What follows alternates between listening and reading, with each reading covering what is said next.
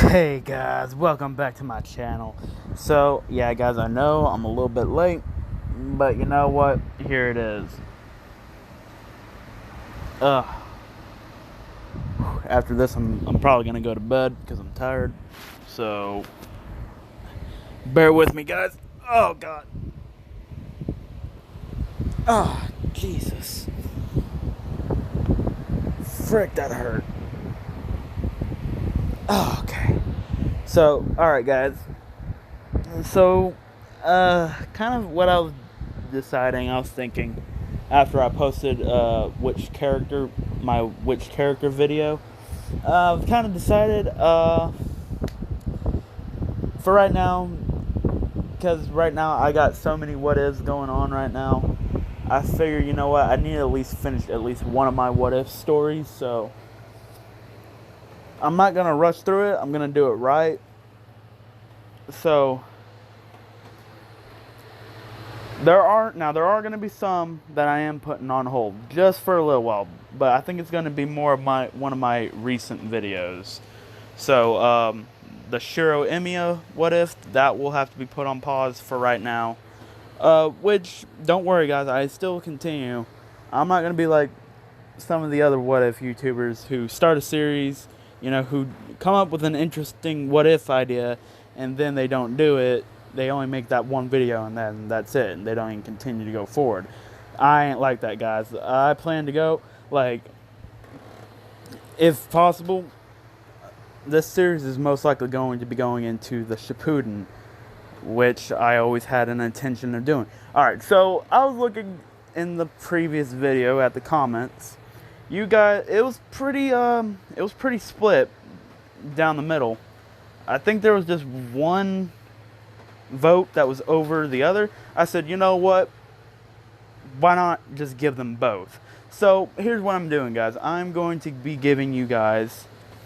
So for this part, this is part 5 to What If Naruto was the reincarnation of Gilgamesh, part 5. Okay, so I'm going to make Gilgamesh an anti-hero. So he's going to be both good and bad. So that way everybody kind of gets a little bit of what they want. And hey, to be honest with you guys, I honestly like anti-heroes more than heroes and villains, because you never know what an anti-hero is going to do. You don't know if he's going to do something good, and then again, you don't know if he's going to do something bad. So I figured, hey, you know what? Why not? And besides, like I said, anti-heroes keep the story interesting, in my own personal opinion. I don't know how you guys decide, but there are going to be some things that Gilgamesh sees as good, and, like, obviously he's going to say, well, obviously, if you guys watched Fate Stay Night Unlimited Blade Works, then you guys know that Gilgamesh owned some slaves, which was natural because, he was a king. And I just stubbed my toe. God dang it. Oh, God. It's the pain. The pain is real. Whew. Okay, never mind. Whew. All right. So anyway, so there's going to be some areas where he's like, nah, you ain't just going to mindlessly slaughter everybody. But he feels like he will justify his actions of killing somebody. Like, for instance, he will say they were basically anybody who looks at him without his permission. Basically, how Gilgamesh normally does things. Then there's going to be some areas where he's like, nah, you ain't going to do that. And basically what they'll do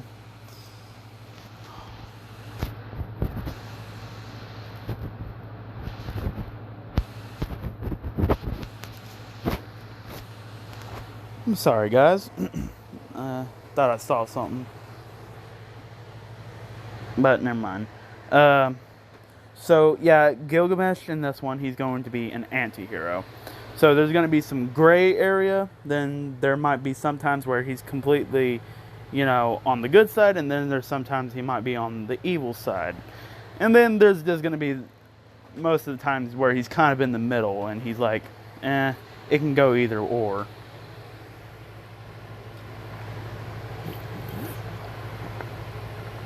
Which, again, like I said, makes the story interesting. Okay, so, but anyway, moving on.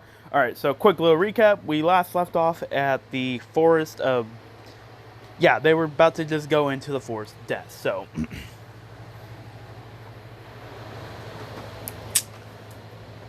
Like I said, people have noticed that Gilgamesh is... You know, his personality kind of flips. You know, it kind of changes. So, anyway... hold on, guys. I have to go do something real quick. Alright, sorry about that, guys. So, anyway, where was I? Oh, yeah. So, anyway, people have noticed that, you know, Gilgamesh's personality has been really, you know, flipping and changing. So, this leads Gilgamesh... He kind of wants to kind of just leave them on that, you know, that he's just this arrogant, pompous butthole. And, well, anyway, of course, Anko comes in. Now, this is when Gilgamesh starts remembering all the pretty girls he had in his harem, you know, back in the day. So, he actually walks up to Anko and he says, "You, woman," he says, "would you like to be part of my concubine?" And this is when Anko says, "Listen, you are..." And this is when she's kind of just staring at Gilgamesh, and she just feels her heart throb, and she's like, "What the heck is going on?" And Gilgamesh says, "Sorry, but no woman is immune to my charms." You better get used to feeling that feeling. And she says, and she just kind of, her face turns red, and she says, "Shut up, here's your scroll." And this is when Hinata comes up and says, "Gilgamesh, what are you doing?" And yeah, but anyway, this is when Hinata comes up behind Gilgamesh and slaps him in the back of the head, and she says, "Gilgamesh, what the heck do you think you're doing?" Gilgamesh says, "Look, I'm just playing around. Gosh, can a man not have any fun?"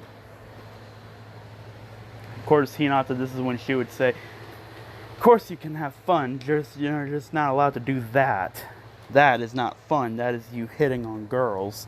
And Gilgamesh says, "Well, what? I'm a ladies' man." And Hinata says, "Whatever." And Sasuke says, "Hey, sorry, Gilgamesh, I hate to break up your fun, but we need to really start getting focused." And this is when Gilgamesh says, "Shut up, mongrel. You don't tell me what to do, remember?" And, of course, this is where Sakura would come over from... Let's see, yeah, from Kiba's team, because Sakura and Hinata switched places. So, Sakura would come over there, of course, to flirt with Sasuke, but also to gather a little bit of intel about the team and find out if Gilgamesh has any weaknesses. Because Sakura doesn't really like Gilgamesh. And she quotes, "Gilgamesh will never be as cool as Sasuke, and Gilgamesh needs to stop trying to be so cool, and because he will never be as cool as Sasuke." And you know what? She's absolutely right, because guess what? Gilgamesh is 1,000 times cooler. So yeah, she's right about one thing. Hey, I guess that's the perks of being useless, I guess. But hey, whatever you do, right? To each its own, right? So anyway, no, I'm playing. This is when Gilgamesh says, "Begone, thought." Well, he doesn't really call her a thought, but he says, "Begone." He says, "Begone, you deplorable..." Alright, Gilgamesh says to Sakura, he says, "Begone, you deplorable mongrel." And this is when Anko, of course, explains the rules. And, of course, Gilgamesh's team gets the Heaven Scroll. And Gilgamesh says, "How fitting that we get the Heaven Scroll. It seems like they even understand that my potential. Well, it seems like even they understand that I belong amongst the heavens." But no matter, we'll take their Earth Scroll in no time. And I'm gonna say Gilgamesh just feels Orochimaru's presence and sees all the different possibilities, and Gilgamesh says, well, ain't that ironic? And this is when Gilgamesh says to Sasuke, and he says, Sasuke, it looks like we're going snake hunting in that forest. And Sasuke says to Gilgamesh, he says, huh? What are you talking about? Gilgamesh says, nothing, mongrel. Nothing. And Gilgamesh just starts laughing. He's like, I can't wait to put down that stupid mongrel. Thinking that he can step to a god, let alone a king. He must be more stupider than I thought. But, oh well. I guess he'll have to learn the hard way, won't he? And this, of course, is when Gilgamesh is talking about Orochimaru. So anyway, before death starts, Gilgamesh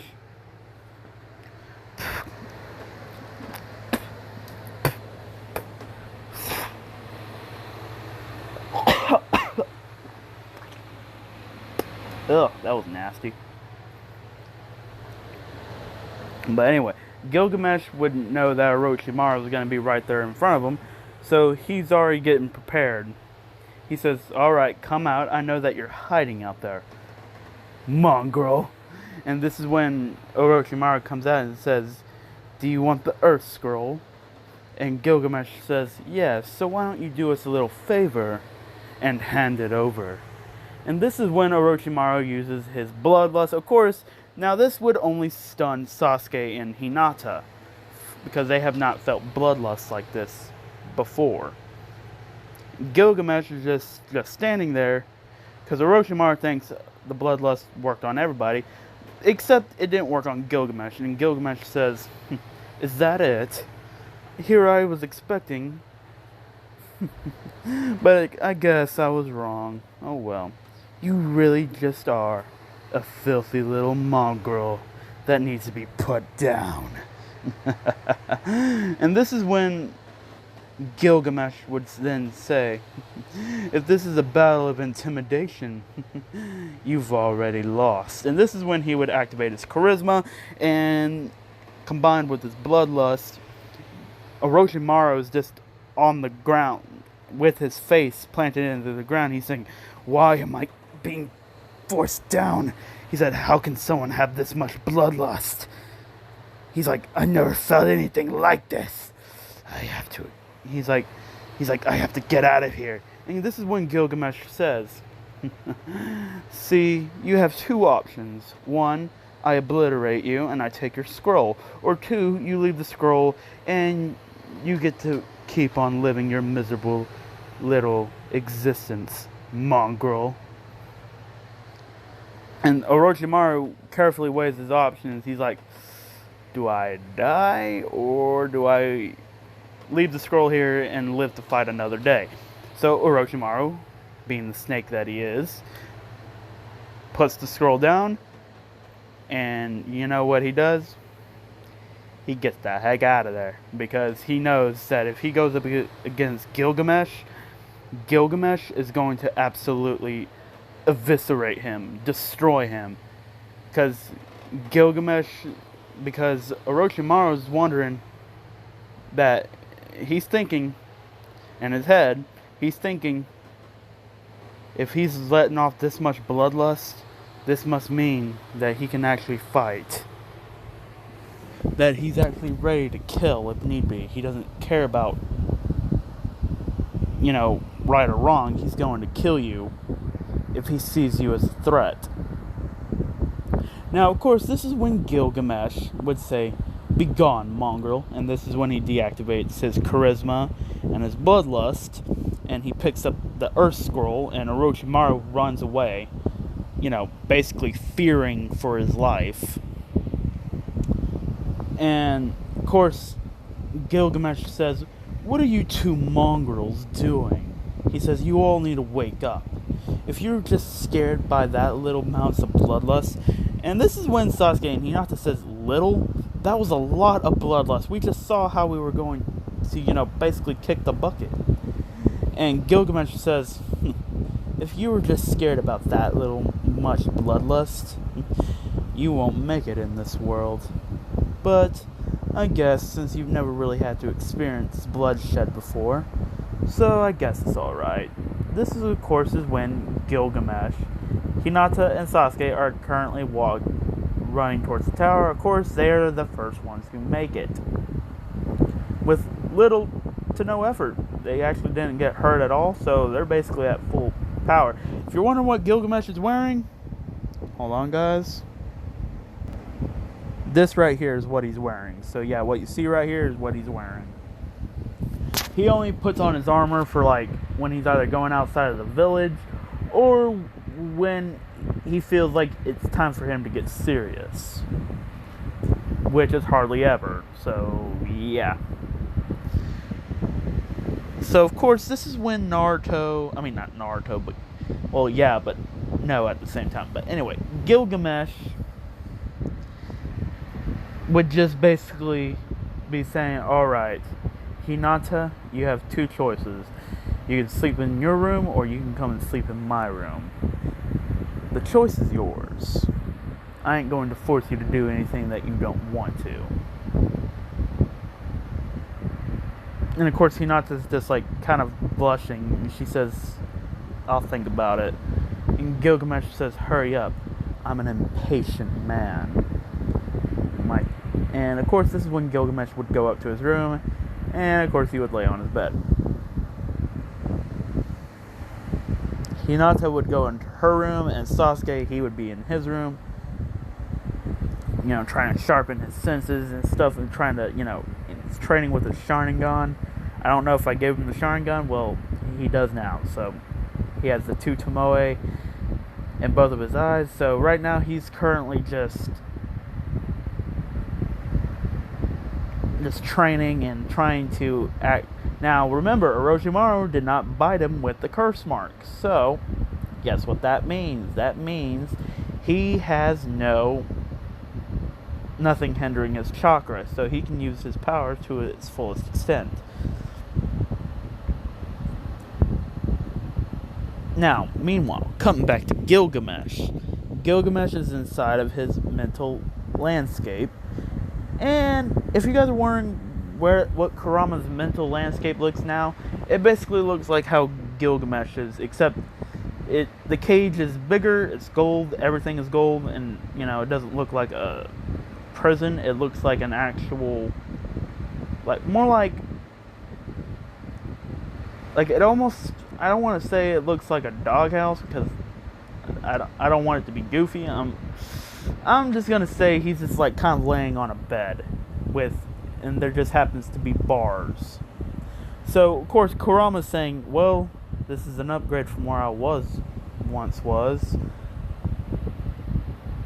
And this is when Gilgamesh says, Fox, or my bad, sorry, Kurama. He says, would you like to lend me your power? He says, well, you see, I only collect the most rarest of treasures. So you see, I want your power. But I want you to give it to me of your own volition. And of course, this is when Kurama says that only if you had the key. And Gilgamesh says, well, it's funny that you should ask. And this is when he pulls his key out, and Kurama says, not that kind of key. And Gilgamesh says, no, you don't understand. This key unlocks everything. And I do mean everything. So he puts it up to the seal, twists it, and of course the seal is released. And Kurama says, wow, that was a whole lot easier than I expected. And of course he would put the key back into the Gate of Babylon. And the Gate of Babylon portal would close, with the key going back into the king's treasury vault, and the Gate of Babylon closing. So anyway, Kurama decides, okay, you gotta bump fists with me. And of course, Gilgamesh would do so, unlocking KCM1 and KCM2. Now, because since Gilgamesh is a collector of rare treasures, he only collects the best of the best. Now, if you guys are wondering, okay, does that include eyeballs? Yes, that does include eyeballs. Anything he sees as a way for him to get more power, he's going to take it. So, I don't want to spoil anything, but nah, I ain't gonna do that to you guys yet. I ain't that kind of guy. I'm gonna let you guys just wait on that. So, anyway, it has been 4 days now. You got Team Kakashi, you got Team Kurenai, Team Asuma, Team Guy, and Team Kushina with Mima, Mito, and Mima, Mito, and Sai. Forgot who I put on that team. And then, of course, you also got Gaara's team. Then you got Fu's team. I probably should have mentioned that. Yeah, but there was Fu was also inside of that. Was also inside of the Chunin exams. My bad, guys. I was going a little bit blank there. So, anyway, this is when Gilgamesh says,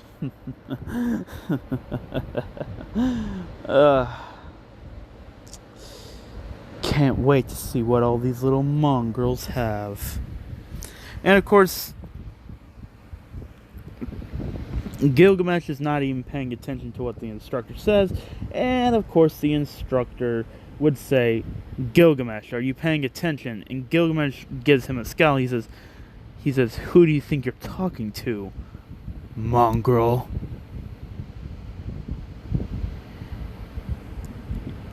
And he says, if you can't even comprehend the power of my benevolence, then you need to stay on the ground like the dog you are. And besides, who gave you permission to look upon me? Last time I checked, no one did. So, bow your head like the good little dog you are. 'Cause that's where you'll die.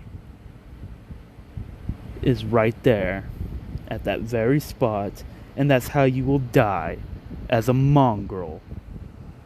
That got completely butchered by a king. By a god. Now, of course, this is when everybody says, oh my gosh, here he goes with the same bullcrap again. And Gilgamesh just finally gets... He says, quiet, mongrels!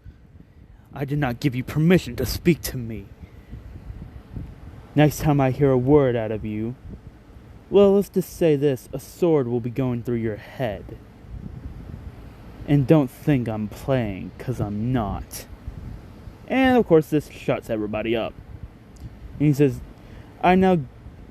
Proctor, I now grant you permission to continue speaking. And the Proctor says, I was going to speak regardless if you told me to. If you told me I can or couldn't, anyways. And Gilgamesh says, don't get too cocky, mongrel.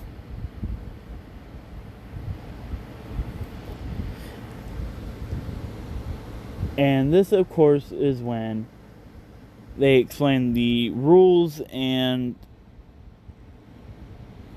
he would then, I can't remember what his name was, but Gemma? Thinking it's Gemma. I'm guessing. Yeah, it's Gemma. So, anyway, Gemma says, alright, for the first lineup, it will be Sasuke versus... Oh, screw it. It will be Sasuke versus Dosu. Now, Sasuke and Dosu are going head to head. Now, Sasuke activates his Sharingan. the 2 Tomoe Sharingan in both of his eyes.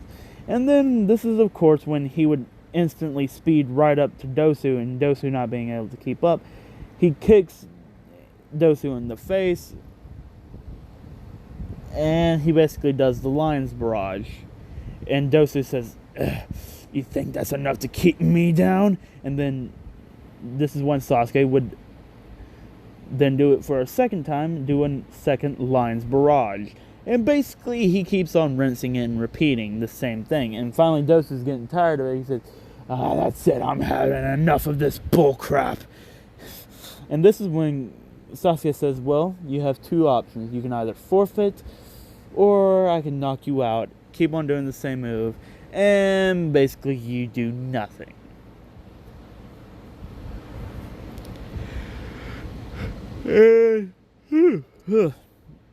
My bad. And this is when Dosu says, "Time for you to die." And this is when Sasuke says, "No, it's time for you to die." And Sasuke comes up right behind Dosu with a kunai to his throat. He says, "Do you concede?" And Dosu says, and this is when Dosu says, "I concede." And Gemma says, "Dosu has forfeited the match. Sasuke is hereby default the winner of this match. Sasuke is going on to the finals." Sasuke walks up and he says, "How was that, Gilgamesh?" Gilgamesh says, "Well, you deserve a little bit of praise, so very good job, soldier." And now, of course, because this is different from how Gilgamesh usually calls somebody. Basically, Gilgamesh says, this is how Gilgamesh thinks. He's basically saying, you gotta prove your worth to me. If you can't prove your worth to me, then get out of my face.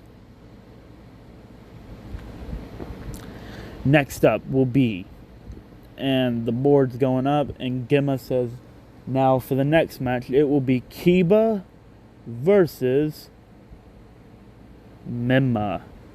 Now, Mima and Kiba are really ready to do this. Now, because they kind of have like a little bit of a rivalry going on with one another. And Kiba says, you know what, Mima? I like you a whole lot better than I like your older brother. He just gets under my nerve. He just gets underneath my skin. I don't understand how you can put up with him for 24/7. And Mima says, if I were you, I'd shut up. And Kiba says, who cares? What's he gonna do? And Mima says, remember when he said that remember when he said he was gonna put a sword through your skull? That's actually going to happen. Yeah, you think I'm playing, but no. I thought he was playing when he said I was gonna become his chair and my sister was gonna become his footstool. Guess what? 5 seconds later, I became his chair and my sister became his footstool. It was the most scarring memory I've ever had. And Kiba says, well, it's not my fault that you're weak. And Mima says, I'm not weak. I'm anything but weak. He says, well then, how come you lost to your brother? And he says, because my brother's of a different level. You could say he's a true prodigy. A prodigy amongst prodigies.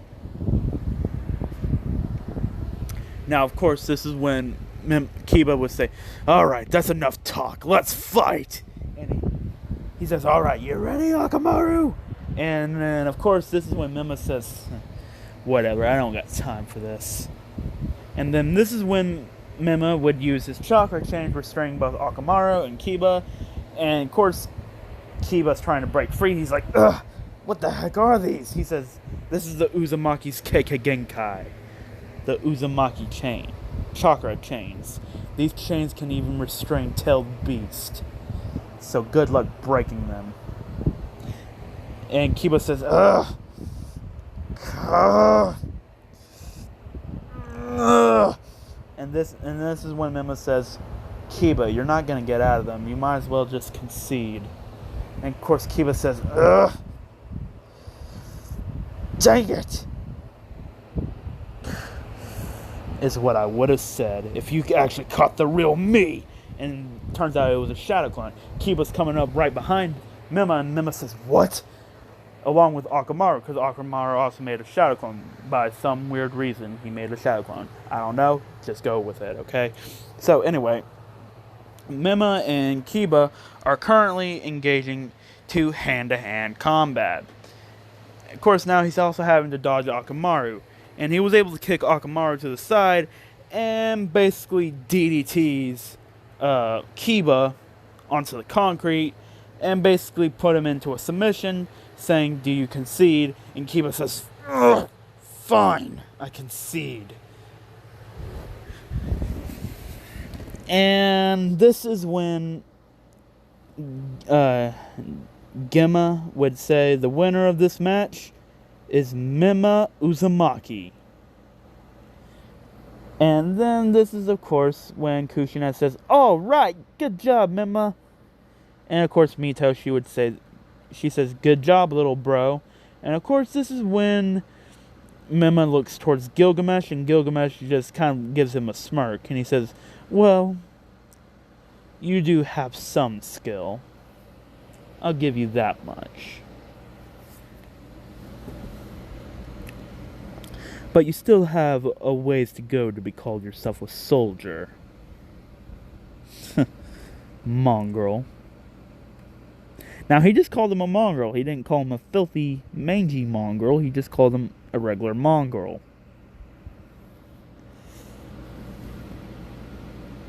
And, of course, this is when Gemma would say, alright, for the next match will be Sakura versus Ino. And, of course, that match will go to the same as canon. So, yeah, they basically knock each other out. Next match would be Rock Lee versus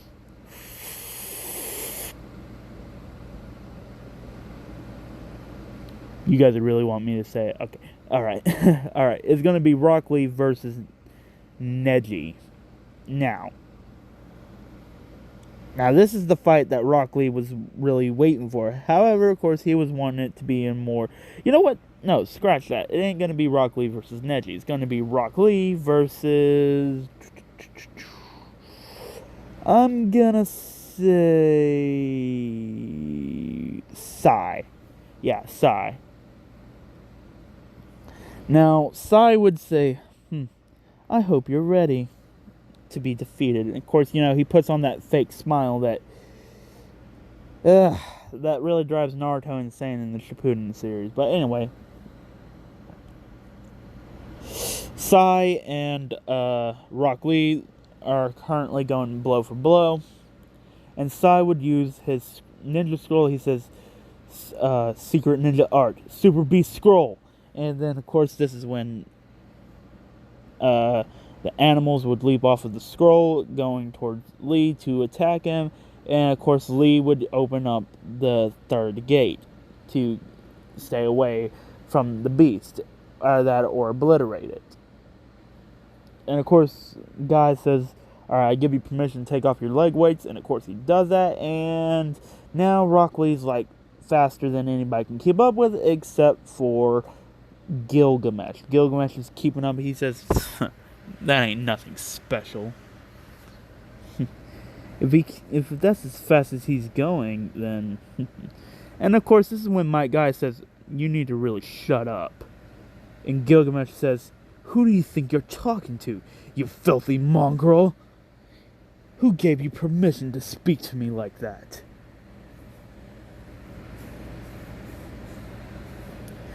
Guy says, you look down on everybody because you think you're better than everybody else. And Gilgamesh says, oh no, you see, you misunderstand me. It's not that I don't think I'm better. It's that I am better than everybody else. So naturally, it's only natural for me to look down upon people who are weaker than me. After all, why should a god have to worry about soiling his hands with mortals? Or with mongrels, I should have said. I'm a king, and I will not be disrespected like this. If I had it my way, I'd send a spear right through your face. Let's see how well you be talking smack then. You filthy mangy mongrel. And Guy says, whatever. And of course, Rock Lee and Sai, they were basically going back and forth. And of course, this fight would go as much as you would expect it. Rock Lee would win, because Sai says, I give up, because he knows that he can't beat Rock Lee in pure physical speed combat. Even if he was able to pull out all the stops with all of his jutsus, he knows that he would not be able to keep up with that speed for Rock Lee to even give him a chance to even weave hand signs or anything. So this is when Sai says, I concede, and of course he gives the explanation of why he concedes, and of course like that. And Rock Lee says, it was an honor fighting you, and Sai says, likewise. And let's see, who's next? Let's see, I have it written down. It's let's see, after Rock Lee versus Sai, it will be Shino versus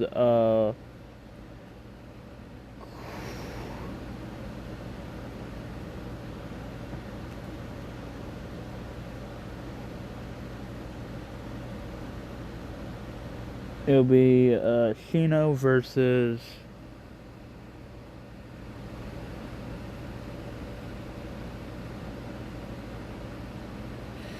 the dude who can... Gosh dang, I can't remember his name. What the frick? Usually I have no problem remember it. No, it's not.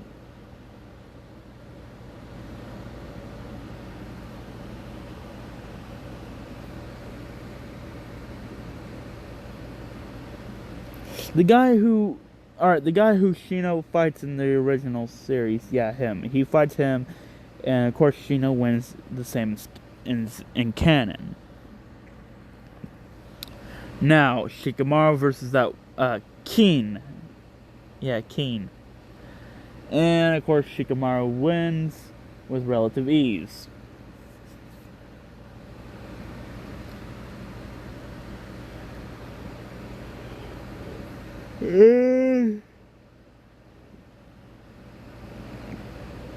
This is when... This will be Choji versus... The next match will be Choji versus Kankuro. Now, this match will basically go to basically how you would think it would happen. Kankuro is trying to, fit his puppet around Choji, but, Choji used that expansion jutsu. So right now, Choji and Kankuro are basically drawn to a stalemate. Oh, sorry guys, my bad. But anyway, Choji and Kankuro are currently in a stalemate. So both of them at the same time say that they forfeit because this will be a never-ending match. So basically, Choji and Kankuro are both disqualified by conceding. Next will be Tenten versus Tamari. That fight will go the same as in canon. Then the next fight will be Neji versus Gilgamesh. Now this is when Gilgamesh says, very well then. And Gilgamesh would basically hop down and land on his feet. Neji would also jump down and land on his feet. And Gilgamesh says, are you ready to lose, mongrel? But yeah, he says, are you ready to lose, mongrel? And Neji says, I don't know who you're calling a mongrel, but you're going to be beaten because it's destiny. You are destined to lose to me. And Gilgamesh says, you're a very funny person, you know that, right? I'm going to enjoy playing with you, mongrel. Now, of course, this is when Gilgamesh and Neji says, I have everything to counter against anything you got it. And he says, come on, bring out your strongest weapon that you're so proud of. And Gilgamesh scowls at him and he says, how dare you? You are not worthy to see Ea. If I was to bring out Ea, you would be absolutely eviscerated from this world. I would not be held responsible for you being torn to shreds and literally obliterated into nothingness. If I were you, I'd watch my mouth, mongrel. Now, this is when Gilgamesh would open up the portal, and all you would see are the... Let's see. You would see the axe that he normally likes to use.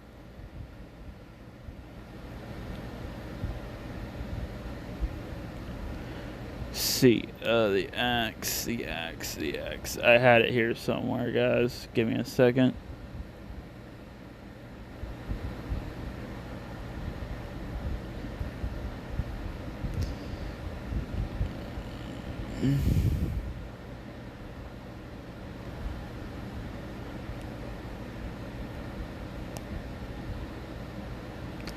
Alright, never mind. So, he just pulls out his golden swords.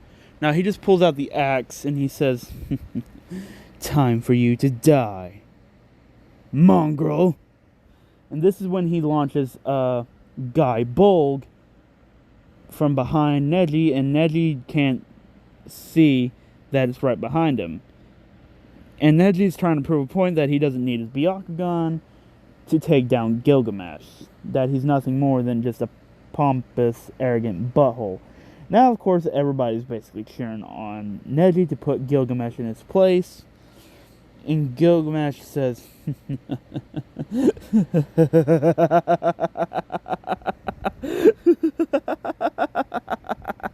you know, it's very funny that you don't even see what's going on right behind you.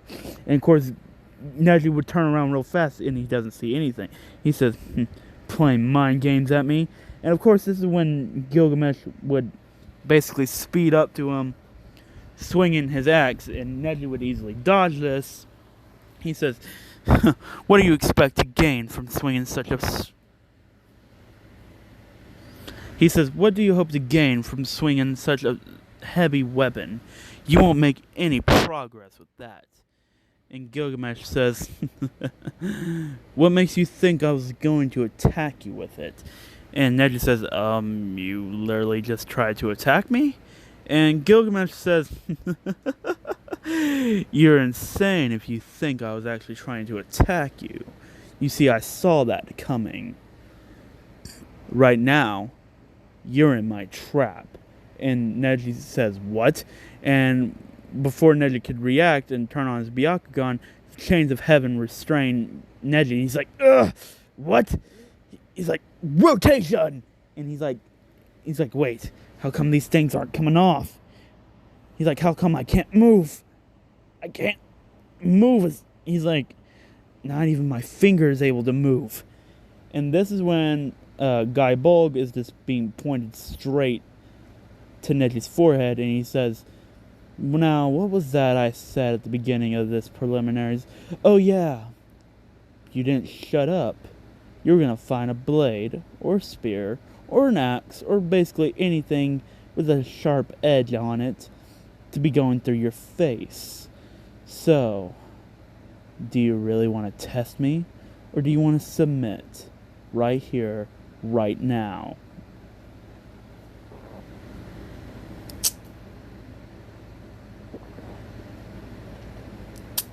Ugh, that was nasty.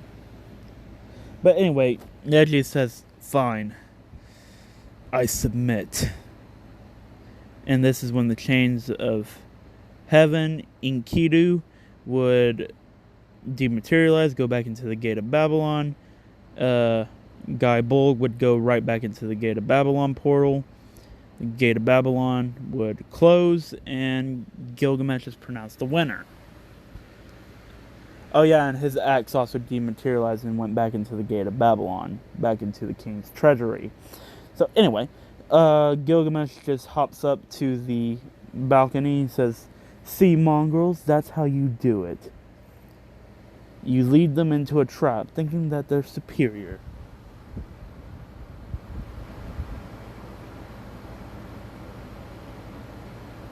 Then you lead them into a false sense of security, and then you spring your trap among them." And this is where I'm going to leave it off right here, guys. So I hope you guys enjoyed this of part 5 of What If Naruto Was the Reincarnation of Gilgamesh, part 5. Don't forget, guys, to leave a like, subscribe, comment down below, turn that bell notification on so that way you guys can stay posted and updated on all of my awesome videos when I'm going to drop them and any of my other awesome content.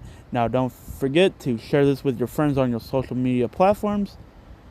But without further ado, guys, see you guys later, and peace out.